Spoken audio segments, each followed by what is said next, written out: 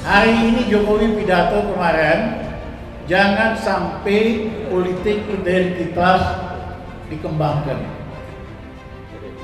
Mohon maaf, siapa yang bayarin buzzer, influencer untuk terus mempersoalkan identitas?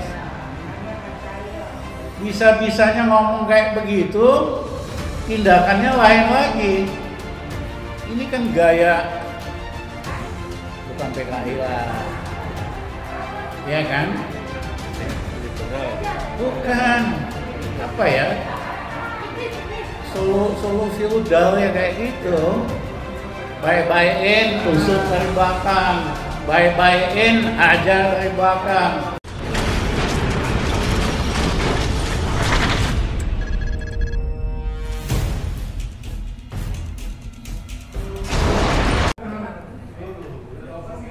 Karena yang punya brevet pernah memperjuangkan sesuatu.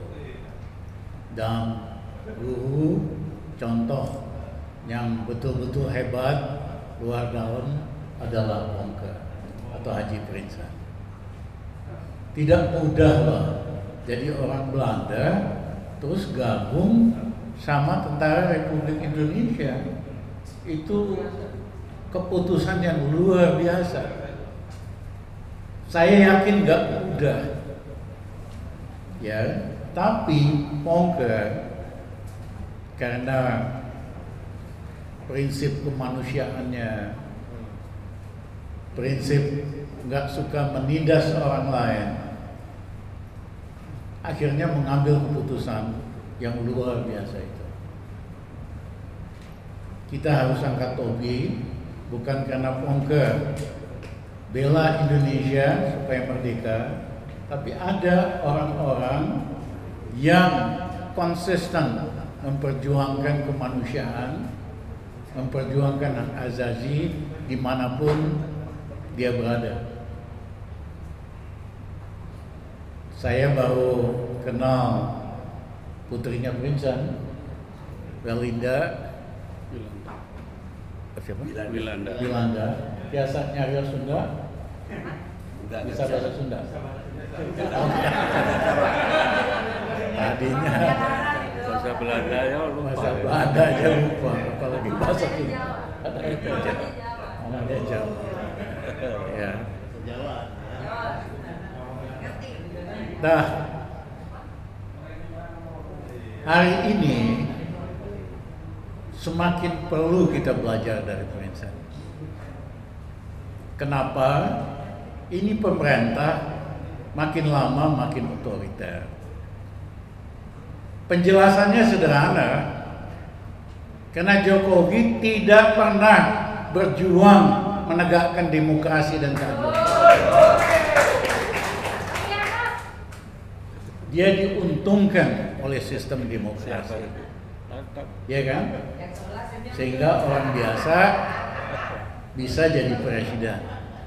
Tapi begitu dia berkuasa, demokrasi dia preteli, dia pangkas. Undang-undang KPK, Omnibus Law, ya kan? Saya sebarin untuk sudut sini, Omnibus Law. Kesini terus ya. Iya kan? KUHP, ini draft KUHP ini betul-betul draft pemerintahan otoriter. Kita mesti lawan, ya lawannya ada dua. Kita tekan supaya undang-undangnya dibatalkan, atau Jokowi kita ganti. Itu aja kok repot gitu.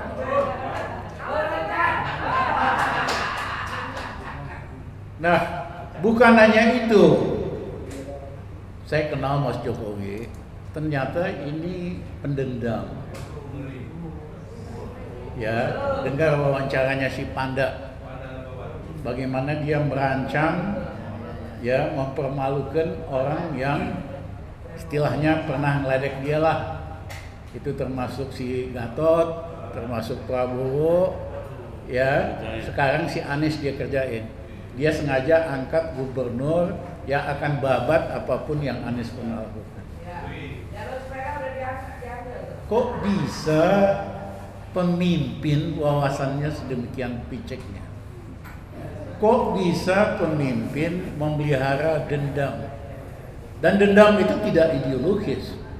Biasanya kan orang perbedaan itu ideologis, busuk karena ideologi. Ini hanya karena personal. Ya, dan menurut saya ini kita harus selesaikan secepatnya. Nah, orang seperti Pongker luar biasa pengalamannya tadi. Tak lihat juga orangnya waktu muda ganteng banget ya. Ganteng loh waktu muda. Waduh, merek Steven Spiegel. Sangat ganteng, Pak. Ganteng waktu muda. Iya. Iya kan, pasti banyak yang naksir lah waktu dia muda itu. Tapi orang itu berani karena keyakinan. Jadi bukan berani karena diajak temennya, bukan berani karena dibayarin. Buzzer itu berani banget, tapi berbayar gitu. Influencer rupiah berbayar, ditugaskan untuk memecah belah Indonesia, ditugaskan untuk hantam terus Islamfobia hanya karena berbayar. Hari ini Jokowi pidato kemarin, jangan sampai politik identitas dikembangkan. Mohon maaf, siapa yang bayarin buzzer, influencer untuk terus mempersoalkan identitas? Bisa-bisanya ngomong kayak begitu, tindakannya lain lagi.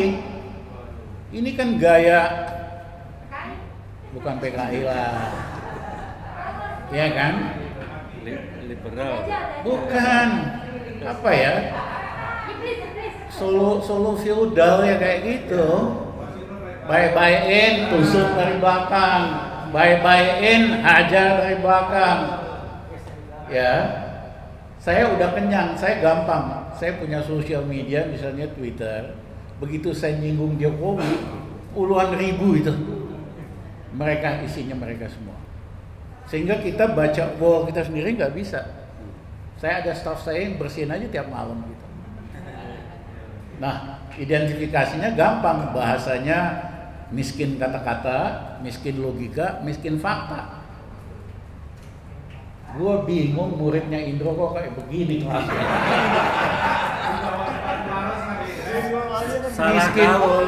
Miskin kata, miskin logika.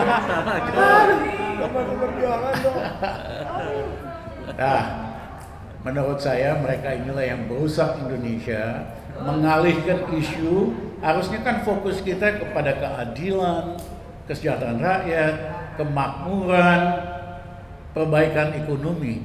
Tapi dikocok terus seolah-olah isu Indonesia ini hanya Islam radikal.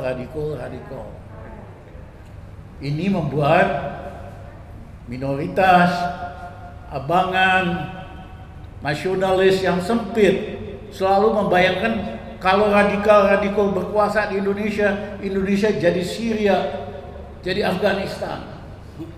Ditakut-takutin terus.